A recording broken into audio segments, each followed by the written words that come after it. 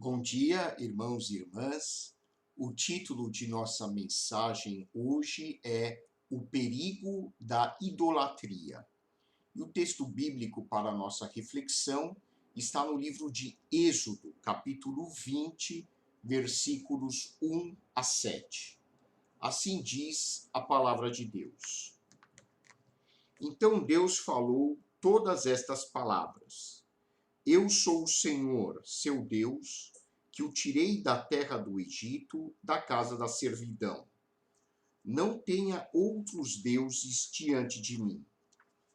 Não faça para você imagem de escultura, nem semelhança alguma do que há em cima no céu, nem embaixo na terra, nem nas águas debaixo da terra. Não adore essas coisas, nem preste culto a elas, porque eu, o Senhor, seu Deus, sou Deus zeloso, que visito a iniquidade dos pais nos filhos, até a terceira e quarta geração daqueles que me odeiam, mas faço misericórdia até 1000 gerações daqueles que me amam e guardam os meus mandamentos. Não tome o nome do Senhor, seu Deus, em vão, porque o Senhor não terá por inocente o que tomar o seu nome em vão. Oremos. Santo Deus, nosso Pai, tu nos concedeste a tua palavra para nos instruir, para nos esclarecer, para nos iluminar.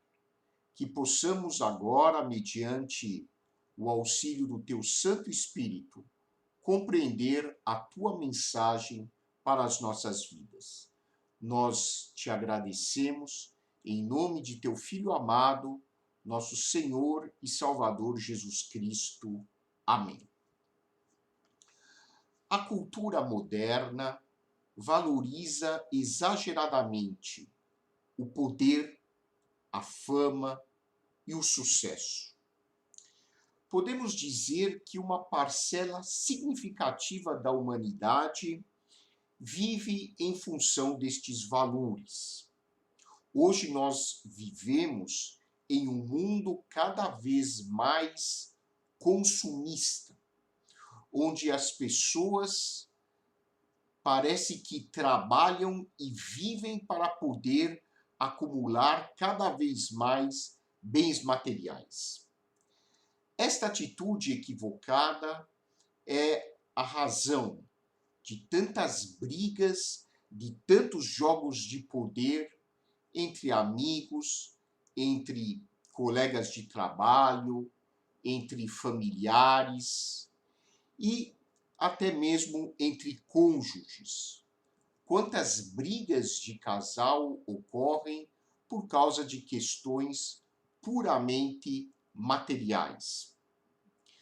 Lamentavelmente, conflitos violentos, guerras, ocorreram ao longo da história e continuam acontecendo devido à ignorância e à ganância do ser humano, que substituiu Deus por valores e ideais superficiais, totalmente secundários. A nossa sociedade está gravemente doente devido a esta inversão de valores. Deus foi colocado em segundo plano e, em consequência, vários objetos passaram a ocupar o vazio existencial no centro do coração humano. A única realidade que pode preencher o nosso núcleo existencial, o nosso coração, o centro das nossas vidas, é o sagrado, é a realidade transcendente, suprapessoal, que nós, para simplificar, chamamos de Deus. Quando Deus não está ocupando o centro das nossas vidas, automaticamente nós substituímos Deus por projetos, por planos ambiciosos, por centros de poder e valor que são secundários. Nós substituímos Deus por muitas outras coisas. E este é o princípio da idolatria. Quando nós substituímos Deus por qualquer outra coisa que passa a ter a prioridade em nossas vidas. Esta atitude cega do ser humano o coloca à margem de sua própria essência, alienando-o da fonte da sua vida, que é Deus, o nosso Criador. A idolatria é considerada na Bíblia como praticamente a raiz de toda a pecaminosidade humana.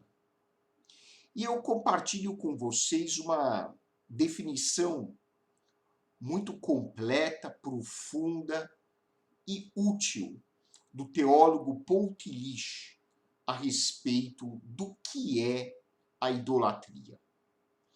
Diz o filósofo e teólogo Paul Tillich: a idolatria é a elevação de uma preocupação subliminar ou preliminar à ultimidade. Algo essencialmente condicionado é considerado como incondicional. Algo essencialmente parcial é elevado à universalidade. E algo essencialmente finito é revestido de significado infinito.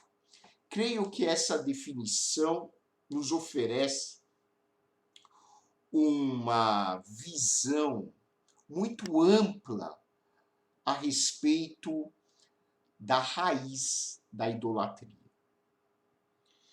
Quando eu coloco uma preocupação preliminar, como, por exemplo, preocupação com relação à minha própria saúde, preocupação com relação ao meu emprego, preocupação com relação ao dia de amanhã, preocupação a respeito de onde eu vou passar as minhas férias, ou qual vai ser o próximo líder político da minha nação.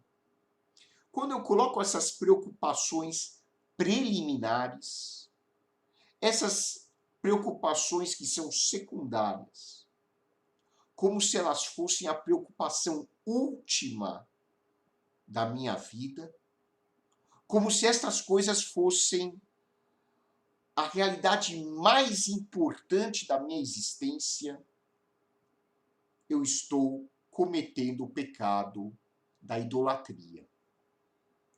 Ao longo da história das religiões, principalmente no cristianismo, e no cristianismo protestante, particularmente falando, nós associamos muitas vezes o termo idolatria com a veneração de imagens. Mas, na realidade, em essência, idolatria é algo que transcende a simples veneração de uma imagem. Idolatria pode ocorrer na ausência de qualquer imagem. Quando eu transformo o que é relativo em absoluto, eu estou cometendo idolatria. Quando eu ocupo o centro da minha vida com qualquer outra coisa que não seja o próprio Deus, eu estou cometendo o pecado da idolatria. Em que consiste a idolatria?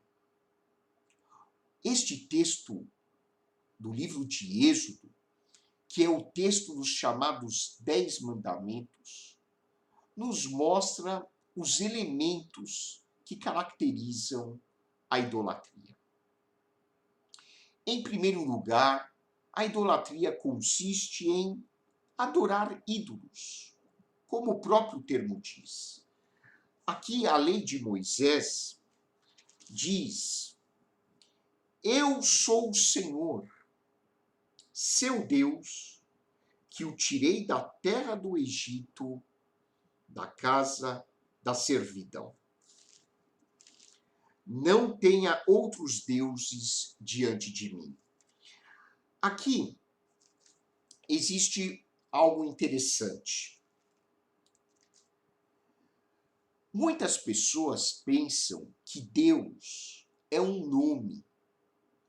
Deus, na língua hebraica, não é um nome. Deus é um título.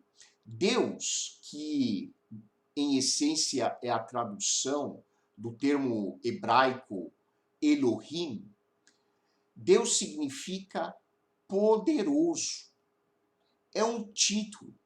Nós estamos dizendo que a realidade absoluta das nossas vidas, a realidade sagrada, a transcendência com a qual nós nos relacionamos em uma atitude de confiança, de adoração, esta realidade é muito poderosa.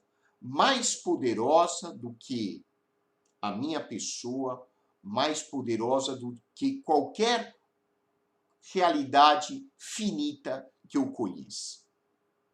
Quando eu chamo a transcendência de Deus, eu estou dizendo que esta transcendência, esta realidade que é ao mesmo tempo imanente, está dentro de mim, e transcendente, está acima de mim, esta realidade suprapessoal que está acima de todos nós, quando eu chamo esta realidade de Deus, eu estou reconhecendo o poder indescritível, inigualável que caracteriza esta realidade.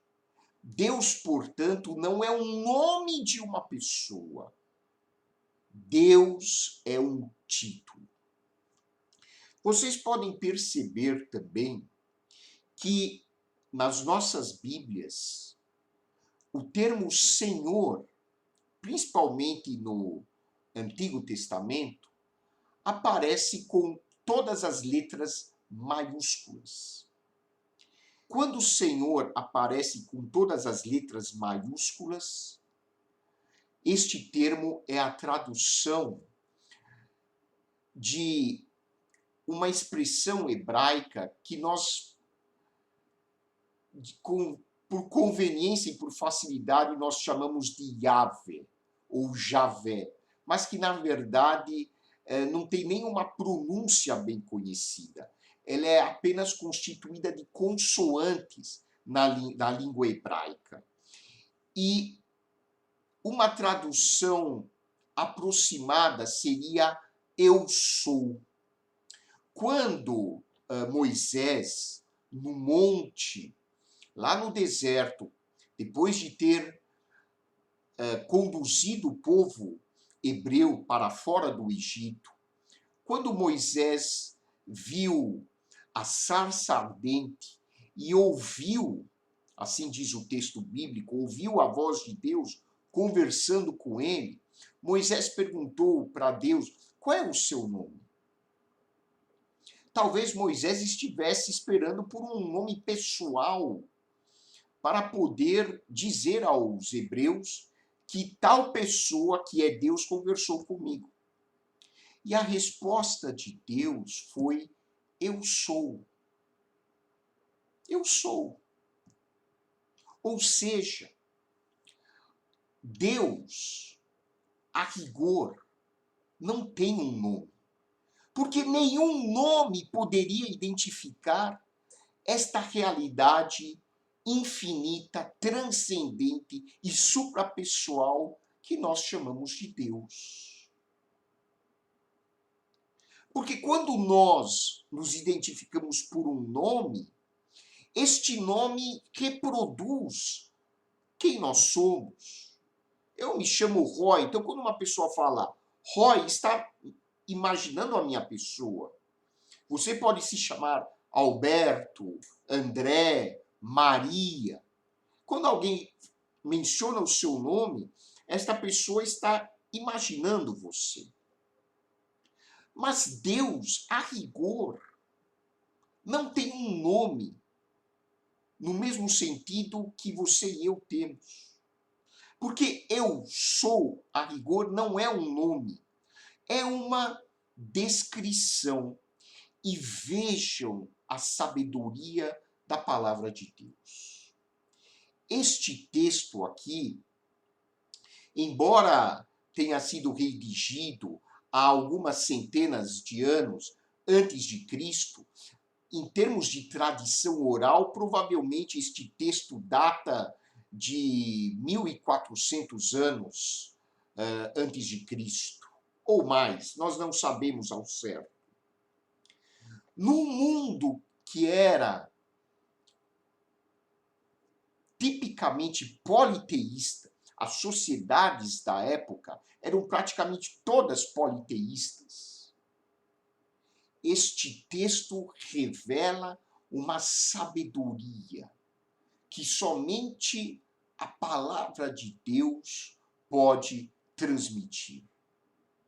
Numa época em que culturalmente as pessoas adoravam deuses concretos, de madeira ou objetos da natureza, vem um texto que diz, um ensinamento que diz que a realidade transcendente, suprapessoal, não é uma pessoa, não é um objeto, mas é algo que a nossa mente humana não consegue conceber, não consegue delimitar.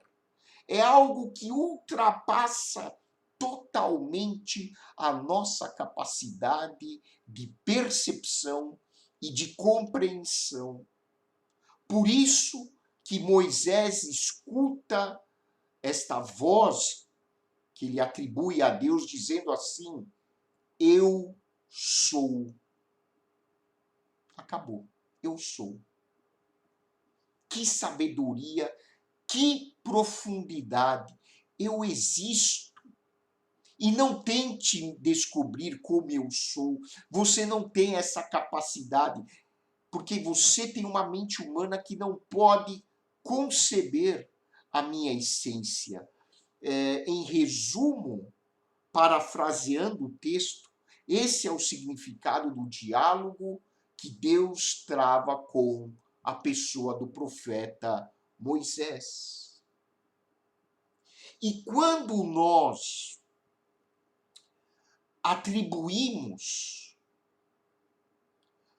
este poder, esta realidade, a qualquer outra coisa que não seja a transcendência absoluta, nós estamos adorando ídolos. Ou seja, se a minha profissão representar para mim o motivo básico pelo qual eu me apego à vida, por mais nobre que seja a minha profissão, eu estou adorando um ídolo. Eu estou transformando a minha profissão em Deus.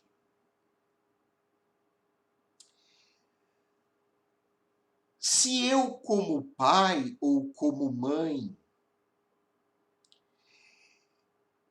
me relaciono com o meu filho, a quem eu amo, mas se eu considero esse meu filho como o motor primário da minha existência, a razão básica pela qual eu devo viver, eu estou cometendo o pecado da idolatria.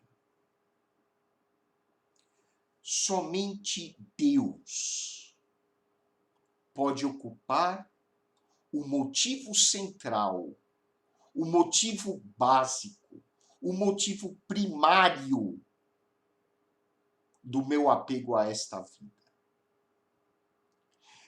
É muito saudável, é muito construtivo eu amar a minha profissão e me dedicar ao trabalho.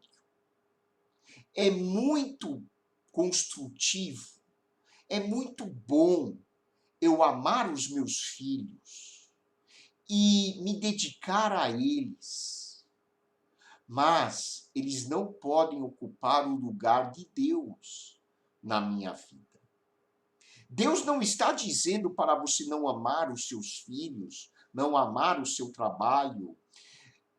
Deus não está dizendo para você não ter prazeres nesta vida. Quem é que não gosta de sair para um bom restaurante ou assistir a uma peça bonita de arte, de teatro, um cinema, uma boa música, fazer uma boa viagem? Isso dá muito prazer. Mas jamais essas atividades devem ser o motivo que me prendem a esta vida. Não. O único motivo central pelo qual eu devo me apegar à existência, motivo central, é Deus. O resto, por mais lindo que seja, por mais prazeroso que seja, por mais saudável que seja, vem em segundo lugar, nunca em primeiro. Por isso que Deus disse aos seus discípulos, por meio de Jesus, buscar em primeiro lugar o reino de Deus e a sua justiça, e todas as demais coisas vos serão acrescentadas. Como médico, às vezes tenho atendido pessoas que tentaram suicídio. E quando essas pessoas conversam comigo na consulta, algumas delas dizem assim: eu não vou me matar, não vou mais tentar o suicídio, porque eu tenho um filho para criar, eu vou pensar no meu filho. Já ouvi isso algumas vezes. Na verdade, a conclusão a que eu cheguei, lendo vários textos e atendendo muitas pessoas, é que a crise de saúde mental que nós vivemos, e que não começou agora, embora tenha se agravado com a pandemia, esta crise, em sua raiz, não é de saúde mental. É uma crise de espiritualidade. É uma crise do sagrado. O ser humano perdeu o rumo da sua existência. Uma das perguntas que os capítulos de espiritualidade nos livros de medicina e de psiquiatria nos ensinam a fazer aos pacientes, às pessoas que estão passando por uma crise grave, emocionalmente falando, é: o que te leva a se apegar a esta vida? O que te move? E eu tenho, às vezes, escutado a seguinte resposta: não sei. Esta é a crise da espiritualidade em sua manifestação máxima. A pessoa não sabe o que o move nesta vida, o que a move nesta vida. A pessoa não sabe qual é o sentido da vida para ela, ela não sabe qual é o propósito da sua vida. Nenhum medicamento psicotrópico, calmante, antidepressivo pode dizer para uma pessoa o que a move nesta vida. Este é o pecado da idolatria. Nós estamos anestesiando espiritualmente as pessoas, às vezes com calmantes, com psicotrópicos, e eu não sou contra o uso criterioso destes remédios, muito pelo contrário, eu mesmo prescrevo, mas o que eu estou querendo transmitir nesta mensagem é que nenhuma psicoterapia no mundo, nenhum remédio no mundo pode produzir no ser humano a ideia de que existe uma realidade maior pela qual ele deva viver. E esta realidade é Deus. Isso é o que nós chamamos de espiritualidade. Em segundo lugar, este texto dos 10 mandamentos nos diz que a idolatria consiste em construir falsas imagens de Deus. Por isso, aqui no versículo 4, a lei de Deus, que nós chamamos de segundo mandamento, diz assim: não faça para você imagem de escultura, nada que se pareça com o que tem no céu, na terra, debaixo da terra. Não adore essas coisas, nem preste culto a elas, porque eu, o Senhor seu Deus, sou Deus zeloso. Nós lemos esse texto e nós temos muita dificuldade, porque estamos em 2021, de transportar este texto para os dias de hoje. Você e eu podemos ler este texto e dizer assim: nossa, que estranho! As pessoas daquela época, lá no passado, imagina só, elas construíam uma imagem de um peixe e adoravam esse peixe. Elas não tinham noção mesmo.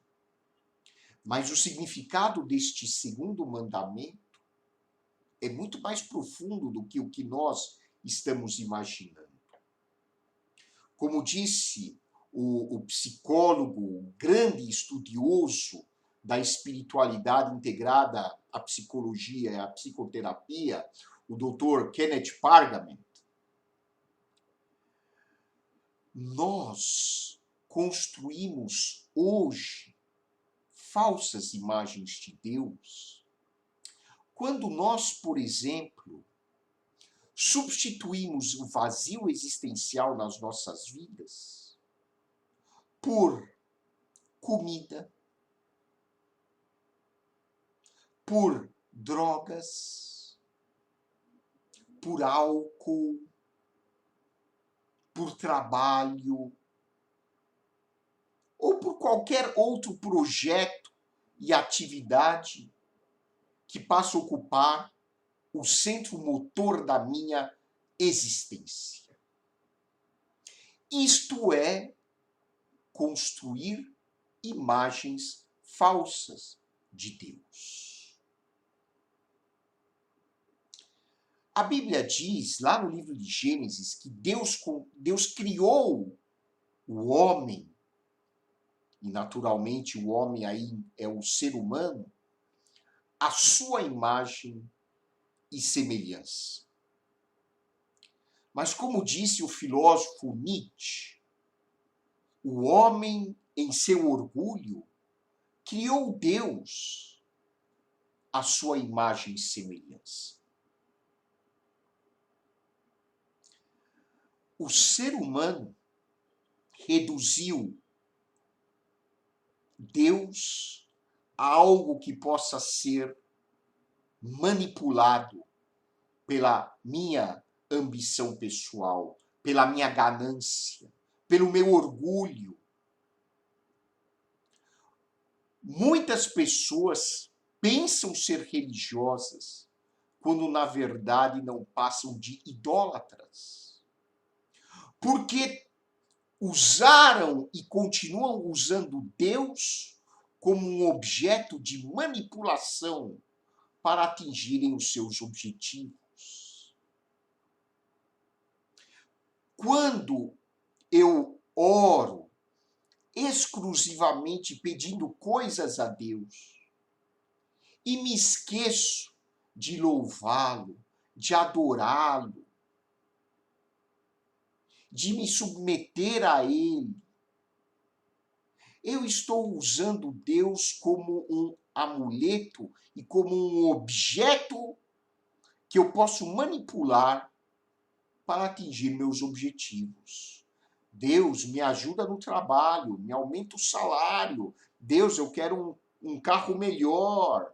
Deus, me arranja uma esposa, um marido. Deus, me ajuda a ter filhos. Não que Deus não esteja disposto a nos ajudar, mas o perigo é nós recorrermos à nossa relação com Deus, usando Deus como um meio para nós atingirmos os nossos objetivos e ambições pessoais. Nesse caso, nós é que nos alçamos à posição de Deus e transformamos Deus na criatura. Nós passamos a ser o Criador e Deus a criatura. Isso é idolatria. E quando nós vemos o nome de Deus e de Jesus sendo utilizado para projetos políticos, isso é degradante. Isso é a idolatria sendo usada de maneira nefasta para enganar as pessoas ignorantes espiritualmente falando. Por isso que o terceiro mandamento diz: não tome o nome do Senhor, seu Deus, em vão, porque o Senhor não terá por inocente o que tomar o seu nome em vão. Muitas religiões tomam o nome de Deus em vão. Muitas vezes até nós cristãos tomamos o nome do Senhor em vão. Às vezes nós que buscamos ser pessoas espirituais, pecamos e usamos o nome de Deus em vão quando associamos Deus, o sagrado, o transcendente, a coisas secundárias, sem importância, às vezes até mesmo em piadas. Nós precisamos respeitar o sagrado, a transcendência. Caso contrário, nós, como sociedade, iremos cada vez mais nos autodestruir. Estes dias eu li que lá no Afeganistão explodiram uma mesquita. O grupo que assumiu o Afeganistão é um grupo de terroristas, o Talibã. E agora eles estão sendo atacados por um outro grupo de terroristas que constituem o Estado Islâmico. Claro, isso não acontece só no islamismo, isso acontece no cristianismo também. A história cristã está manchada de sangue, sempre se usando o nome de Deus. Milhões de pessoas morreram torturadas em nome de Deus. Cuidado com a idolatria. Que possamos, com a ajuda do Espírito Santo, olhar para Jesus, o nosso mestre, o nosso grande exemplo de vida, que mesmo sendo o Filho de Deus, vejam, Jesus, mesmo sendo o Filho de Deus, nunca buscou a admiração pessoal dos seus discípulos. Até mesmo quando uma pessoa chegou para ele e disse, bom mestre, Jesus olhou para ele e falou, por que você me chama de bom? Só Deus é bom. Não que Jesus não fosse bom, mas Jesus estava ensinando que o foco da nossa vida deve ser Deus, o Pai. Jesus, em sua vida, viveu para levar as pessoas a adorarem a Deus, o Pai. Podemos adorar Jesus? Podemos, desde que nós entendamos que quando nós estamos adorando Jesus, nós estamos adorando o Deus que se revelou através dele.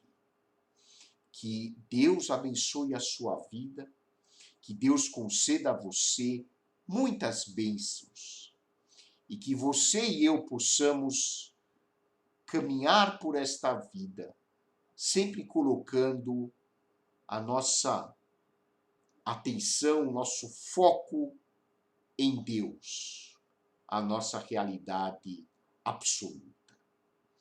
Uma boa semana para você e que a graça de nosso Senhor e Salvador Jesus Cristo, o amor de Deus, o nosso Pai, e a comunhão do Espírito Santo sejam com todos vós, povo de Deus, agora e para sempre. Amém.